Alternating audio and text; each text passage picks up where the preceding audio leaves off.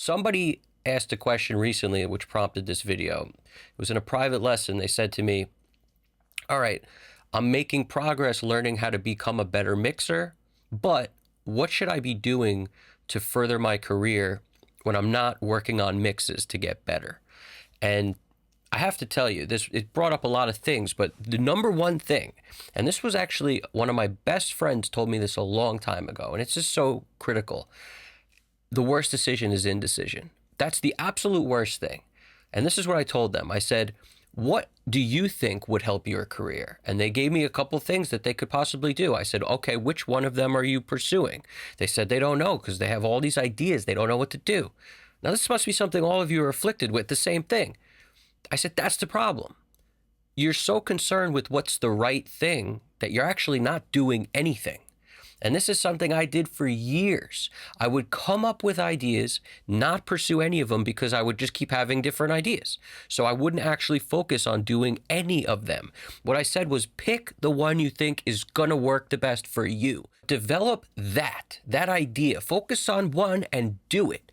Rather than having all these ideas one after another like a dreamer and never actually doing anything. I think so many creatives do this. What we do is, and I say we because I was guilty of the same thing. I would have these ideas, and I have another, bunch of friends of mine would have ideas, and we talk about how it would be so cool if we did this. This would be great. This would be funny. This would be hilarious. This would be something that people could benefit from. Wouldn't it be cool if we made something like this? And then, for whatever reason, it's just talk. Nobody ever actually shows up, puts in the work, and wants to do it. It's never time to make a move. It's just talk. And because of the talk, it's a waste of time. You're better off just picking something and doing it rather than sitting in the indecision like a stew and just cooking yourself until it's over. It's ridiculous. A lot of people do it. So my point is, it doesn't even matter which one you pick, and it doesn't matter if it's the right one that you should have picked. By doing something hardcore, like really doing it, not just talking about it, not just doing it once a week, not just doing, I'll try it and see how it goes. No, do it like it's your all. It's like you put your hope and dreams in this idea and then you do it daily. Figure out a way to produce it daily, whatever that idea was. You have to be pushing on it every day a lot, not for 10 minutes, not for an hour. You're dedicated to it. I guarantee you after a couple months at most, you'll know if it's working or if you should pivot or if you should maybe just keep doing it. I'm not saying you'll see results. What I'm saying is it might take you 6 months to determine if this was a good idea or a bad idea. But in that process, it might actually lead you to something that does work. All you have to do is stay attuned to what's going on while you're doing that. Because my theory is just going down any path at all is better than standing still, because in that process of going down the path, other doors may open. You may find or get to a place where now you do know what to do just by the simple act of doing. That's why the worst thing creative people can do is just dream of idea on top of idea on top of idea and never stick with anything. That's the worst possible move for people like us. That's actually our creativity really getting in the way of us.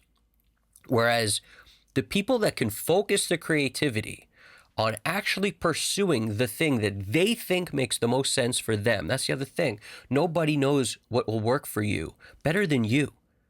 That's why the thing that you're thinking that you should probably do, if it's something that's outside of your comfort zone, so you're not really totally comfortable doing it, and you're scared and you're worried about what will happen and what people will say and if you'll fail and if it will look bad or sound bad or what, if you're worried, that's probably the thing you should do. That's probably the thing that will push your boundaries of accepting risk and being a little uncomfortable, and you will grow from that. So you'll actually be improving your skill set while you're doing it. That's what you should be doing. Focus on that. Do it all the way for a long enough period of time, not a week, not 2 weeks. Do it and see what happens. Be aware of what's going on so you can find something that maybe will work and tweak what you're doing constantly to get that idea to come to fruition. Don't just be the people who have ideas and never do anything, because all that lies ahead of you, 10 years, 20 years down the road is, I wish I woulda, in any aspect, no matter what it is. If you think you should do something, maybe you should do it. I have this opinion that deep within us, we all have the right answer, but so many of us don't listen to ourselves. We don't listen to the inner, driving force that will take us down a direction that we should be going. And usually it's the thing that's hard. It's the thing when you actually apply your logical mind, it will reason you out of it. And that's actually the big reason why when you're around people that constantly shoot down the ideas that you have, it doesn't ever allow you to flourish and make these ideas go somewhere, because you're around people that activate that logical part of your brain that says, this is a long shot. You really need this to make it work. You need to know the right people. You need to make the... It's nonsense. All that stuff, if the people in this world who are successful now listened to those people who said, you got to know the right people, they would have never put themselves in the position of doing that thing that made no sense, that's totally low percentage chance of working. They would have never done that, which means they would have never got in front of the people that actually they needed to meet to get wherever they went.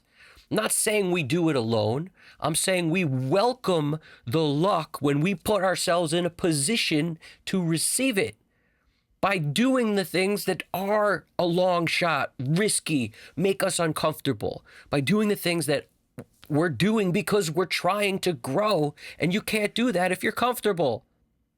You can't do that if everything you're doing is easy to you. That's what I think everyone should know. Doesn't matter what age you are. Could be 19, could be 85. There's still a chance for you to grow wherever you're at. And just doing that will give you a sense of reward, no matter what it is you're after. That's the other thing. Make your expectations such that you are getting better every day. Make that your goal. Get better at whatever it is you're doing. Get more dedicated, get more driven. If inside your head, I wish I would be able to do this, but it seems so far away, every day, put the effort into doing that every single day. And then you will be getting better. That will make you feel good. That will drive you to keep going, and keep the other stuff I said in mind too.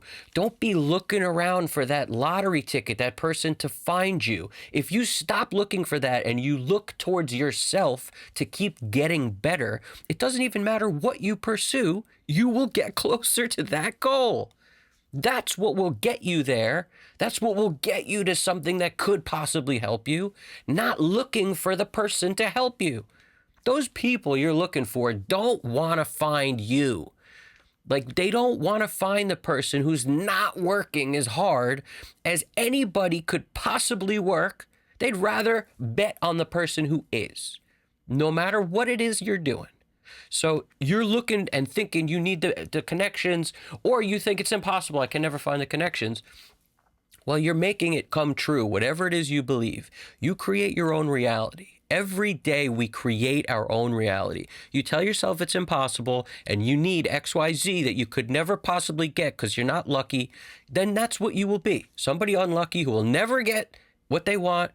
You write your own story. You wrote yourself as someone who will not win.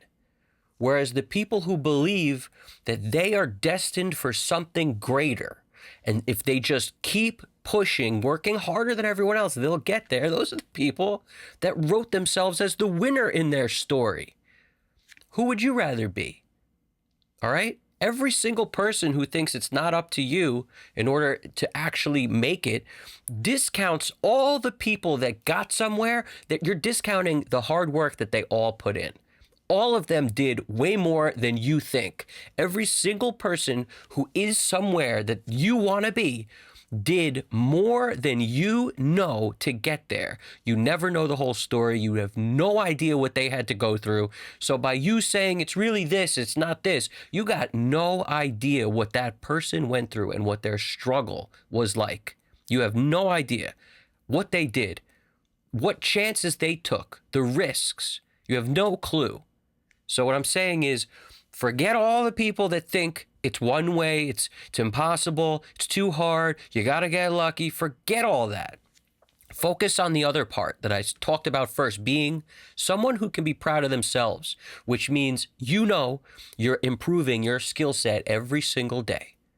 Then you put yourself in a position to do well. You put yourself in a position to win. Whereas if you think the other way, you don't. And you can't do both. Nobody can have the mindset of no matter what, I will get there, and also have the mindset simultaneously of you got to get lucky in order to get there. And I'm not a lucky person. You can't have those two mindsets at the same time. You can't. You have to pick one. So since you have to pick one, you might as well pick the other one. And if your brain keeps bringing you back to that one that's thinking you need the luck, you need the luck, you need the luck, then you're not doing enough physically to actually make your brain develop that shield of I'm going to keep going. In other words, maybe you're not working hard enough at things even outside of the music end. In other words, it's very easy to just focus on trying to be somebody who's a great mixer every day and neglect your health, your body, sleep. I mean, you could neglect all these things, and all those things play a role in your mental state. And since mixing is so related to how you feel mentally, to be able, it's just like almost like acting in a way. And if you're not okay up here, you can't channel what you have to do in order to get something done that makes sense. You need your body, you need the sleep, you need your mental health. So in order to keep that stuff up, do more to benefit that. Like work out every day, eat right, make sure you're getting sleep. All these things are critical. Also, you got to have the part of you that's always trying to grow internally as well. Like you got to, if you have issues that are plaguing you constantly, talk to someone about them. Talk to someone to get to the root of those things. And if you're not crying when you're talking to these people, if you're not torn up inside by talking about these things, you're talking about the wrong things. Bottom line, you're too scared to really dig to get to the part that you should be talking about. You're just willing to scratch the surface. You might just as well not do it if that's all you're going to do. So, in my opinion, if you don't get that stuff in order, you will always divert back to the negative all the time. So I'm telling you, it helps. And it doesn't even have to be, obviously there's people who are trained in the ability to listen. But if you can't afford that, a good listener is also someone who just listens to what you have to say, doesn't judge you, and at the same time holds up a mirror and reflects back who you are. And that's a very different thing than someone just accepting everything you're saying. It could be someone who calls you on your bullshit. You might need that. Sometimes people need that. All right. So we're all different, and I'm by no means a therapist of any kind, but my point to you guys is I can't downplay how valuable it is to talk to somebody who actually calls you on your bullshit. It's very helpful. So I hope this made some sense. Get your life in order, because that will help you with the everyday. No question about it. Do the hard things, the things nobody else wants to do, the risky things that you think make you uncomfortable. Get comfortable with those things, whatever they are. All right? Evan Jaffe, Custom Cut Studios. Talk to you guys soon. You guys got this.